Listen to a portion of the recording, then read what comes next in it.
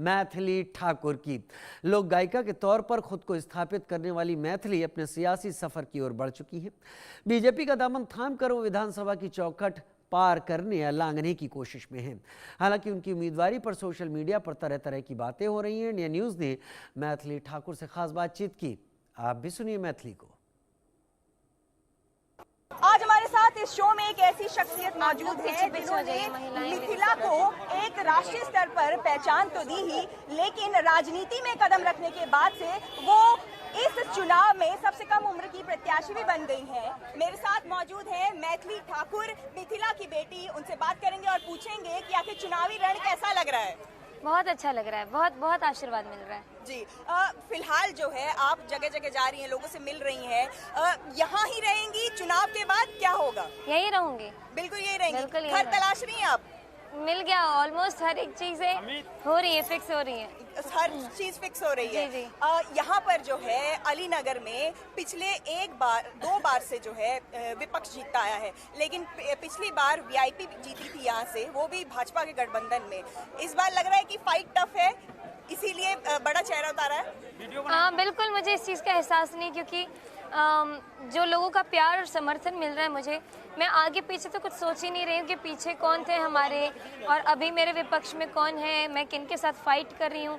ऐसा लग रहा है कि मैं अकेली खड़ी हूँ और लोग मुझे बहुत प्यार कर रहे हैं। कौन कौन से मुद्दे आप लेकर चल रही हैं चुनाव में? पलायन का मुद्दा सबसे बड़ा मुद्दा है, आपने तो पलायन को जिया है, क्या करना चाहेंगी उन सब के लिए जो पलायन करने को मजबूर है? देखिए, मुद्दे बहुत हैं, लेकिन मैं मुद्दे के नाम पे वोट नहीं मांग रही हूँ।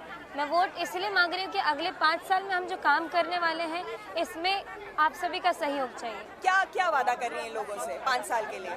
मैंने अपना जो पर्सनल लिस्ट बनाया है, इसमें बहुत कुछ है। बाकी पार्टी की तरफ से मैनिफेस्टो है, वो तो पब्लिक है ही, और जो मेरा पर्सनल चीज़ है वो जब मैं करना शुरू करूँगी तब आप देखेंगे। क्योंकि आपने एक और वादा किया कि भाई अगर आप चुन के आ जाती हैं तो अली नगर का नाम जो है सीतानगर हो जाएगा, इसके पीछे क्या औचित्य है? ये लोगों का भाव है कि मिथिला की मैथिली रही है, माँ सीता की पावन भूमि रही है, तो अगर सीता नाम हो गया तो इसमें कौन सा बड़ा अन्याय? ये तो बहुत ही नेचुरल लग रहा है कि सीता जी की भूमि पर सीता नगर है। उसके बाद आपको ये भी कहना पड़ा कि ये जो है नित्यानंद राय जी का आइडिया था। ऑफ कोर्स उन्हीं का आइडिया था। मैंने उनके मुंह से सुना, लेकिन मैं उससे बहुत प्रभावित हूँ, मुझे भी यही चाहिए। राजनीतिज्ञ आप हो गई हैं लग रहा है, लेकिन क्या ये कह सकते हैं कि राजनीति भी उतनी ही आपको भा रही है जैसे कि आपको गायकी भा रही है? राजनीति तो पता नहीं राजनीति किसको कहते हैं, मुझे बस ये पता है कि ये अवसर जब मुझे प्रधानमंत्री मोदी जी ने दिया है तो मैं लोगों के बीच में ज़्यादा से ज़्यादा रहूं, उनकी सेवा कर सकूं, उनके लिए काम कर सकूं। अगर यही राजनीति है तो इसी को राजनीति मान के चल रही है। कई बार आप भावुक भी हो रही हैं, हमने देखा आपके कैंपेन के दौरान भी, और ये भी आपने कहा कि भाई जो भी विरोधी हैं वो आ जाएं, अब सामने कोई नहीं है टक्कर में। मैं ऐसा भी नहीं कह रही हूँ, मैं सभी विरोधियों का बहुत सम्मान कर रही हूँ, क्योंकि सब विरोधी मुझसे उम्र में बहुत बड़े बड़े हैं, इसीलिए वो विरोधी हैं, और जितना विरोध करेंगे लोग मुझे उतना ही ज़्यादा साहस दे रहे हैं, स्ट्रेंथ दे रहे हैं, तो करते रहे वो लोग। पाक के ऊपर भी एक विवाद हुआ, आपने उस पर भी अपना जवाब दिया। ये सब पाक में मखाना नहीं खा रही थी मैं। सोशल मीडिया बज़ है, वास्तविकता से इसका कोई लेना देना नहीं है, तो मैं इस पर कोई एक्सप्लेनेशन दूंगी भी, वो भी टाइम वेस्ट होगा। ट्रोलिंग से परेशान हो जाती हैं कभी कभी? बिल्कुल भी नहीं, करते रहे, और थोड़ा बढ़ाना चाहिए उन्हें। एक जगह आप कह रही थी बीच में भावुक हो जाती हूँ, शुरुआत में हो गई थी। शुरू में 3-4 दिन टफ थे, क्योंकि मैं जिस क्षेत्र से आई हूँ वहाँ पे मुझे सिर्फ प्यार मिला है, क्योंकि मैं किसी के आगे कंपटीशन में नहीं खड़ी थी। अभी शायद डर या फिर क्या कहें इसको, क्या कहें, जब वो मैदान में हार रहे हैं तो सिर्फ सोशल मीडिया या वर्चुअल तरीके से मुझको गाली दे रहे हैं, तो वो जितना करेंगे मुझे उतना स्ट्रॉन्ग बना रहे हैं। महिलाओं की भागीदारी जो है हमने देखा इस बार की असेंबली में 26 महिला एमएलए थी, लगता है कि महिलाओं की भागीदारी भी बढ़नी चाहिए, होनी चाहिए। क्या कहेंगी उसके? महिलाओं की और साथ साथ ही युवाओं की, क्योंकि प्रधानमंत्री जी ने आह्वान किया है कि 1 लाख युवाओं को हम राजनीति से जोड़ेंगे, और मुझे लग रहा है उन्होंने मुझसे शुरुआत की। सौभाग्य है, क्योंकि ये आशीर्वाद जब मुझे मिला तो मैं इसको बिल्कुल नहीं प्रोसेस कर पाई कि मेरे साथ ये क्या हो रहा है। मेरा जीवन एक तरीके से दूसरी ओर बदलने वाला है, ये बहुत बड़ा टर्निंग पॉइंट होने वाला है मेरी लाइफ में, लेकिन ये मेरी लाइफ का सबसे बेस्ट डिसीजन साबित हुआ है। ऐसा क्यों कह रही है? 25 साल की उम्र है खाली आपकी, और राजनीति अभी से आपको भाने लग रही है। राजनीति पता नहीं, मैंने जैसे आपको पिछले जवाब में कहा कि अगर लोगों के बीच में रह के उनके बीच में उनकी सेवा करके या फिर उनकी बातों को सुन करके ये जो सुख मिल रहा है, अगर इसको राजनीति कहते हैं तो मुझे राजनीति बहुत पसंद है। जी, पिछले बार हमने देखा कि भाई महिलाओं को टिकट भी मिला, लेकिन कई बार हमने देखा टिकट जहां मिलती भी है तो महिलाएं नहीं जीत पाती हैं। क्या बदलाव आप देखना चाहेंगी ताकि महिलाएं ना सिर्फ उनको टिकट मिले और बल्कि जीते भी?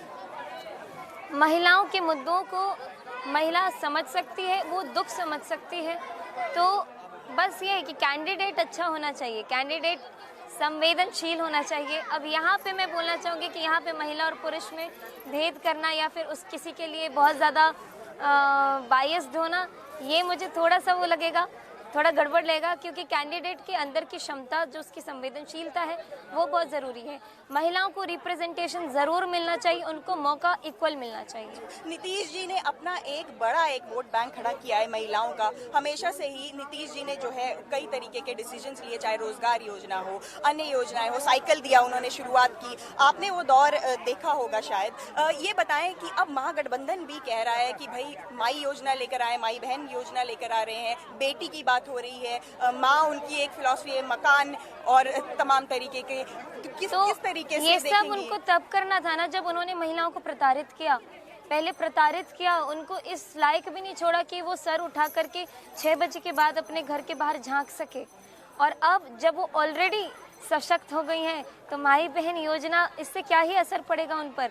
अभी भी मैं गांव-गांव जा रही हूँ, अगर मोदी जी को लोग वोट चोर बोल रहे हैं कमेंट सेक्शन में, हर जगह सिर्फ यही बोल रहे हैं वोट चोर वोट चोर, तो अब मैं ये समझ रही हूँ कि वोट चोर का मतलब क्या है। मैं इतने ज़्यादा पिछड़ी इलाके में भी जा रही हूँ जहाँ पर मैंने सोचा कि यहाँ पे रोड की समस्या है, यहाँ पे बनवाना है। जब मैं एक एक घर में घुस रही हूँ तो माताएं क्या बोलती है पता है? माता बोलती हैं कि यार खाई छे हम मोदी कहते वोट केकरा देबे। तो ये इसी को वोट चोरी शायद लोग बोल रहे हैं कि लोगों का दिल उन्होंने इतने अच्छे से जीता है और इतना प्यार दे रहे हैं, लोग आशीर्वाद दे रही हैं, बूढ़ी महिलाएं, किसी से भी आप रैंडमली किसी से भी बोलेंगे कि आप किसी को वोट देंगे तो सब ये बोलेंगे खाए छे मोदी के, तुम केकरा और के क्यों चिन्हबो नहीं करे छे। लेकिन कहीं ना कहीं रेवड़ी कल्चर की भी बात आती है, उसके बारे में क्या कहेंगी? कि एक तरीके से पहले एनडीए ने ही रेवड़ी कल्चर के खिलाफ भी बात की थी।